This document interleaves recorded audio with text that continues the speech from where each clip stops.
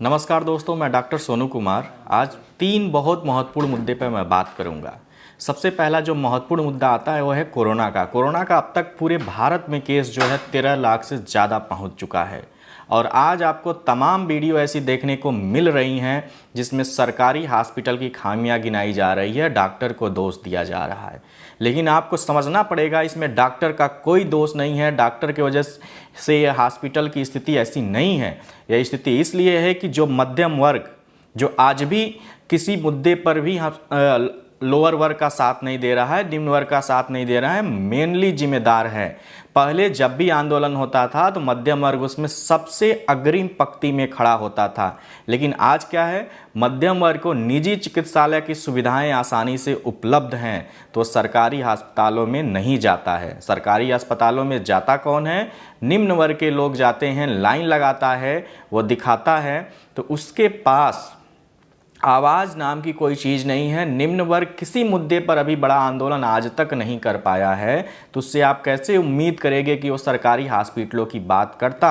लेकिन आज कोरोना के वजह से जब सरकारी अर्थव्यवस्था चरमरा गई है तो यही मध्यम वर्गीय लोग वीडियो बना रहे हैं और डॉक्टर को दोषी दे रहे हैं। आप इनसे पूछिएगा कि 15 से 20 सालों में कभी इन्होंने हॉस्पिटल बचाने के लिए कोई आंदोलन किया?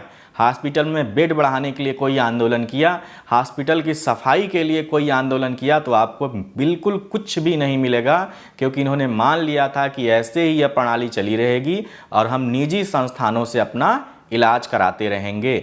लेकिन जब आज यही मध्यम वर्ग निजी चिकित्सालय में नहीं जा रहे हैं, सरकारी अस्पतालों में जाना पड़ रहा है, तो उन्हें दिक्कत हो रही है। वहाँ की गंदगी आज उनको दिख रही है। तो इसमें सबसे बड़ा जो हाथ है वो मध्यम वर्ग की उदासीनता है। आज भी मध्यम वर्ग उदासीन बना हुआ है।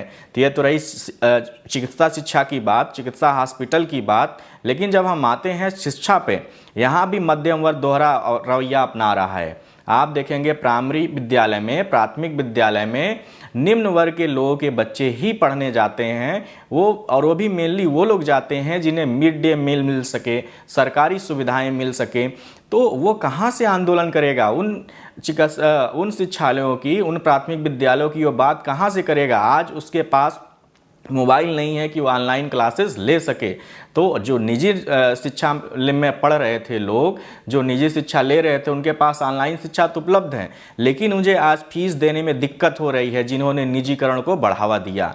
तमाम गार्जियन शिकायत कर रहे हैं कि हमसे फीस मांगा जा रहा है, जबकि निजीकरण उन्हीं की देन थी। उन्होंने सरकारी स्कूलों को छोड़ करके, उसे निगलेक्ट करके प्राइवेट में पढ़ना स्टार्ट किया, जिसकी वजह से सारी समस्याएं आ रही। और प्राइवेट शिक्षक कह रहा है कि हमें तनख्वाह नहीं मिल रही है, जबकि आपने देखा होगा जो सरकारी विद्यालय का एक टीचर होता है किसी भी मामले से प्राथमिक विद्यालय से कम नहीं होता। लेकिन यही मध्यम वर्ग अपनी मानसिकता की वजह से कि हमें प्राइवेट में भेजना है, अब सरकारी को निगलेक्ट करता गया और आज पूरे भारत में ऐसी दुर्दशा बन गई है कि सरकारी कॉलेजों में कोई पढ़ने नहीं जाता है। वहाँ का सिलेबस अलग है, प्राइवेट का सिलेबस अलग है, इतना ज़्यादा भिन्नता है, तो कहाँ से एक तरह की शिक्षा मिलेगी? तो ये शिक्षा वाला मैटर जो कि आगे आने वाले समय में जिस तरह से आज सरकारी हॉस्पिटल लोगों के लिए ऋण की हड्डी साबित हो रहा है कोरोना काल में, उसी तरह से एक दिन सबको सरकारी विद्यालयों की ज़रूरत पड़ेगी। तो मध्यम वर्ग को इसके लिए भी आवाज़ उठाना पड़ेगा।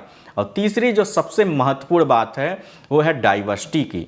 मैं बार बार क्यों कहता हूँ हर जगह डाइवर्सिटी होनी चाहिए, क्योंकि आपने देखा होगा यदि सभी लोग एक ही मानसिकता के हो जाएं, सभी का दिमाग एक ही तरह काम करने लगे, तो समाज नहीं रह जाता, वो सेना बन जाता है।